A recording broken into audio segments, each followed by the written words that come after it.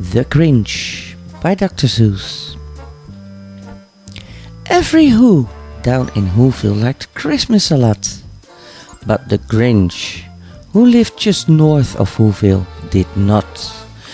The Grinch hated Christmas the whole Christmas season.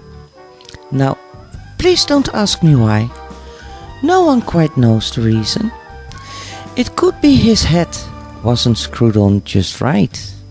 It could be perhaps his shoes were too tight. But I think that the most likely reason of all may have been that his heart was 2 sizes too small. Whatever reason, his heart or his shoes, he stood there on Christmas Eve, hating the Whos. Staring down from his cave with a sore, grinchy frown at the warm lighted windows below in their town. For he knew every Who down in Whoville beneath was busy now hanging a mistletoe wreath. And they are hanging their stockings, he snarled with a sneer. Tomorrow it's Christmas, it's practically here. Then he growled, with his Grinch fingers nervously drumming, I must find a way, some way, to stop Christmas from coming.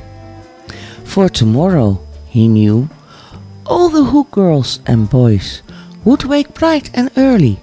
They'd rush to their toys. And then, oh the noise, oh the noise, noise, noise, noise. That's one thing he hated, the noise. Noise, noise, noise! Then the Who's, young and old, would sit down to a feast, and they will feast, and they will feast, and they will feast, feast, feast, feast. They would feast on Who pudding and rare Who roast beast, which was something the Grinch couldn't stand in the least. And then they do something he liked least of all. Every Who down in Whoville, the tall and the small, would stand close together with Christmas bells ringing. They stand hand in hand, and the Whos would start singing. They sing, and they sing, and they sing, sing, sing. And the more the Grinch thought of this Who Christmas sing, the more the Grinch thought, I must stop this whole thing. Why, for 53 years I've put up with it now. I must stop Christmas from coming. But how? And then he got an idea. An awful idea. The Grinch got an awful, awful wonderful idea. I know just what to do. The Grinch laughed in his throat. Heh. And he made a quick Santa Claus hat and coat. And he chuckled and clucked. What a great Grinchy trick. With this coat and this hat, I look just like Saint Nick. All I need is a reindeer. The Grinch looked around, but since reindeer was scarce, there was none to be found. Did that stop the old Grinch? No. The Grinch simply said, if I can't find a reindeer, I'll make one instead. So he called his dog Max. Then he took some red thread and he tied a big horn on the top of his head. Then he loaded some bags and some old empty sacks on a ramshackle sleigh, and he hitched up old Max. Then the Grinch said, get up, and the sleigh started down toward the homes where the Whos lay a snooze in their town. All their windows were dark, quite snow filled the air, and the Who's were all dreaming sweet dreams without care. When he came to the first little house on the square, "This is stop number 1, the old Grinchy Claus hissed, and he climbed to the roof, empty bags in it first. Then he slid down the chimney, a rather tight pinch, but if Santa could do it, then so did the Grinch. He got stuck only once, for a moment or two. Then he stuck his head out of the fireplace flue, where the little Who stockings all hang in a row.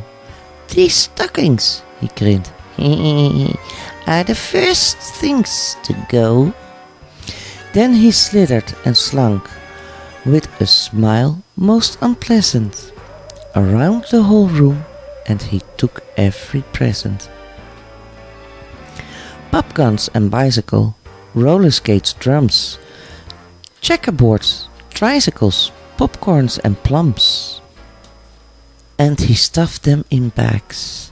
Then the Grinch very nimbly stuffed all the bags one by one up the chimney.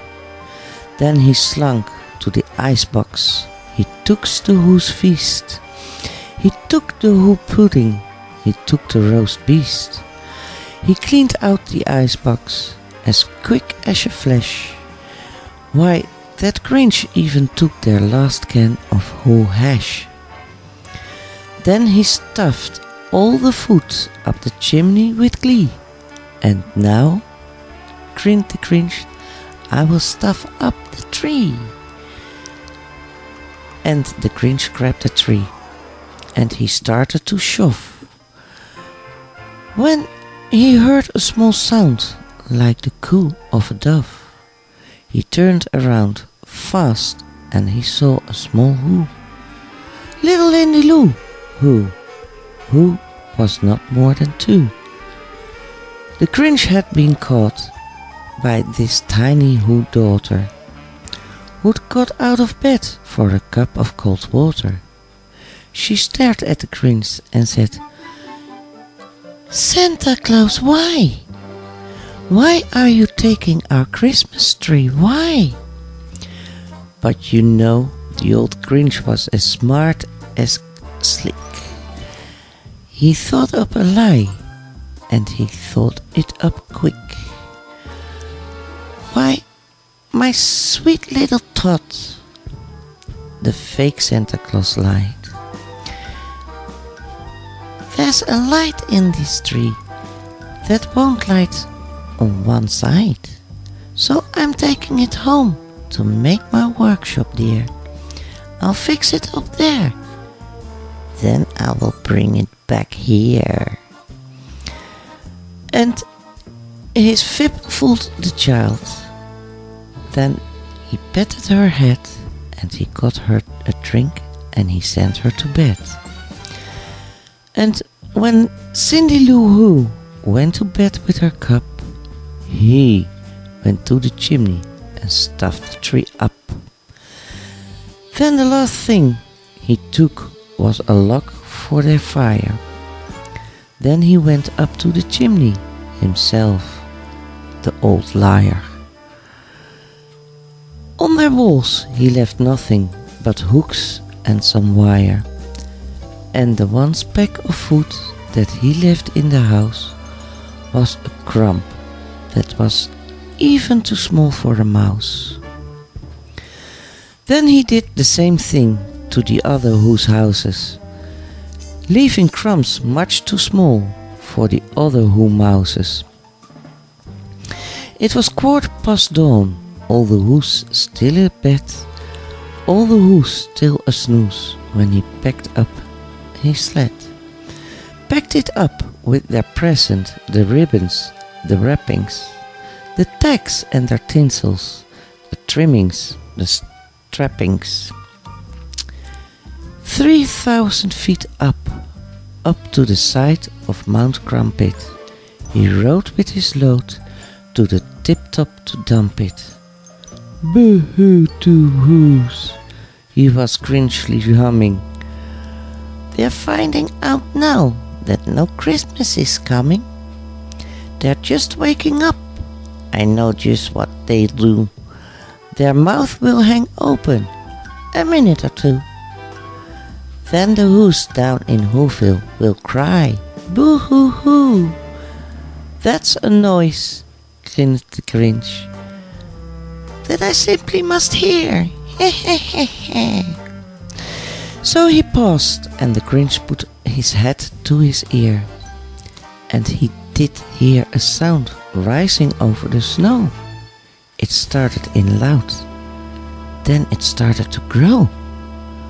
But the sound wasn't sad. Why, this sound sounded merry. It could be so, but it was merry, very. He started down to Whoville. The Grinch popped his eyes. Then he shook. What he saw was a shocking surprise. Every who down in Whoville, the tall and the small, was singing without any present at all. He hadn't stopped Christmas from coming. It came, somehow or other. It came just... And the Grinch, with his Grinch feet ice cold in the snow, stood puzzling and puzzling. How could it be so? It came without ribbons. It came without tags. It came without packages, boxes or bags. And he puzzled 3 hours till his puzzler was sore. Then the Grinch thought of something he hadn't before. Maybe Christmas, he thought, doesn't come from a store. Maybe Christmas perhaps means a little bit more. And what happened then? Well, in Whoville they say that the Grinch's small heart grew 3 sizes that day. And the minute his heart didn't feel quite so tight, he whistled with his load through the bright morning light. And he brought back the toys and the food for the feast. And he himself, the Grinch, carved the roast beast.